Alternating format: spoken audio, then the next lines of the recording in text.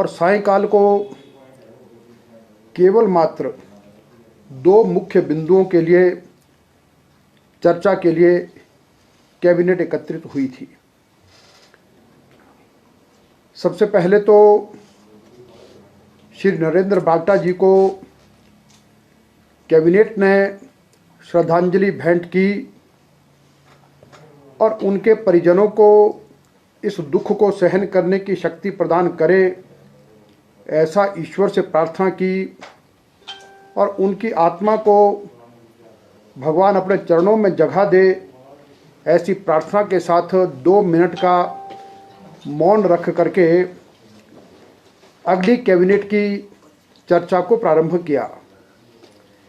इससे पहला विषय तो जो बहुत महत्वपूर्ण है, जिसके संबंध में हम सभी जानते हैं कि भारत के प्रधानमंत्री नरेंद्र मोदी जी स्वयं बहुत चिंतित थे और उन्होंने 23 मई को ग्रुप ऑफ मिनिस्टर्स के माध्यम से पूरे देश के विभिन्न प्रदेशों के राज्य मंत्री और केंद्र शासित प्रदेशों के अधिकारियों के साथ एक बैठक की थी और सभी के सुझाव लिए थे कि सीबीएसई बोर्ड की और सीआईएससी की परीक्षाएं होनी चाहिए या नहीं होनी चाहिए, और हर एक से सुझाव लेकर के और उसके पश्चात ग्रुप ऑफ मिनिस्टर की प्रधानमंत्री जी को रिपोर्ट गई और 1 जून को प्रधानमंत्री जी ने स्वयं उस मीटिंग की अध्यक्षता करते हुए कहा कि अब हम सीबीएसई बोर्ड और सीआईएससीई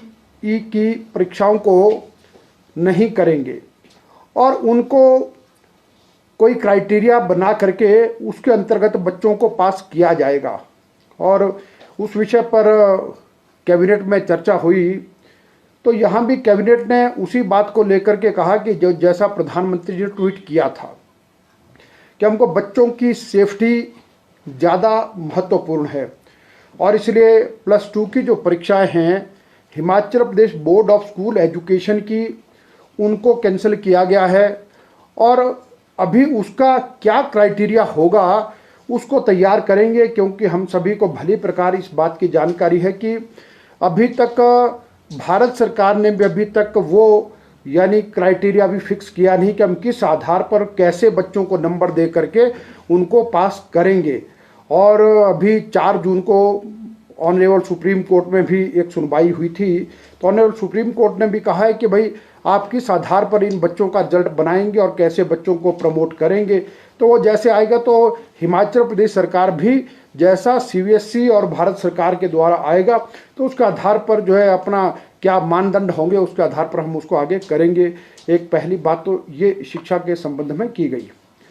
और दूसरा जो एक महत्वपूर्ण जो बिंदु आजकल है, हम सब के सब पेंडेमिक 2019 के दौर से जो गुजर रहे हैं और इसके संबंध में ये कहा गया है कि अभी देखिए हिमाचल प्रदेश में मामले कम होना प्रारंभ हुए हैं।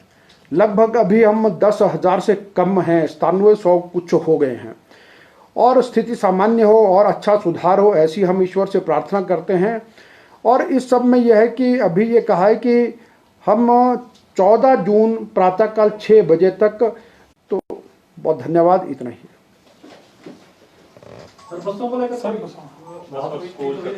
जी नहीं, अभी तक फिलहाल 14 तारीख तक वही सब रिस्ट्रिक्शन जारी रहेंगी और अभी जो आगामी कैबिनेट की बैठक जो होगी तो उस बैठक में और बातों पर चर्चा करेंगे। फिलहाल तो अभी इतना ही तय किया है। गोविंद जी, क्या ये जो परीक्षाओं की बात की आपने एक तरह से रद्द है, इसके बाद जो है आगे की प्रक्रिया जो आपने कहा कि प्रमोट करेगी या जो भी प्रक्रिया होगी फिलहाल रद्द है? हाँ, देखिए ये तो रद्द हैं और अभी तो एक बात तो निश्चित है कि अब बच्चों को इसके पश्चात यह है कि कौन सा ऑब्जेक्टिव क्राइटेरिया क्या हम तैयार करेंगे, और वो इस पर निर्भर करेगा कि सीबीएसई और सीआईएससी यानी भारत सरकार अभी क्या तैयार करती है।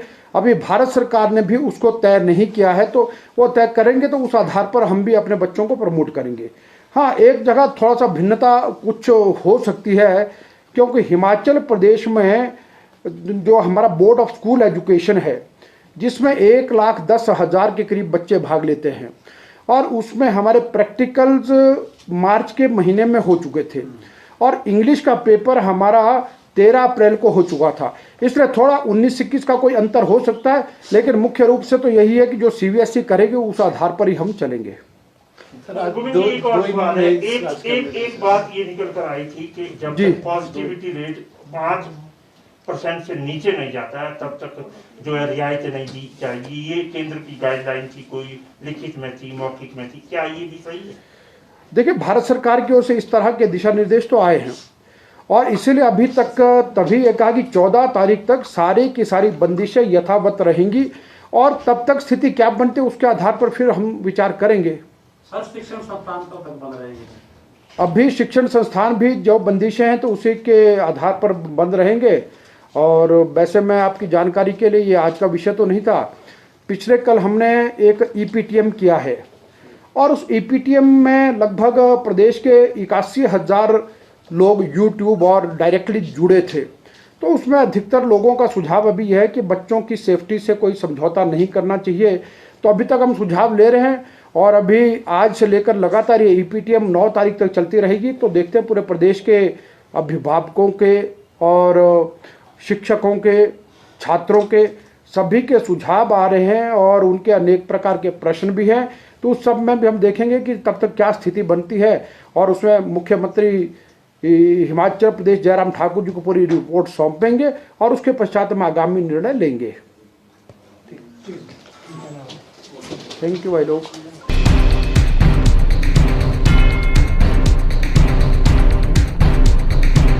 देखिए, एक तो आज की बैठक विशेष तौर से जो की है कैबिनेट की, पहले तो निर्धारित थी बैठक वैसे, लेकिन बैठक में हमने जो पूरा एजेंडा है वो नहीं लिया।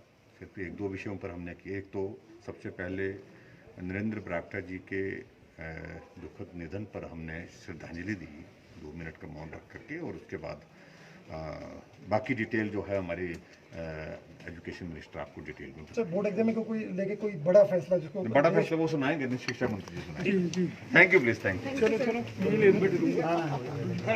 गोविंद जी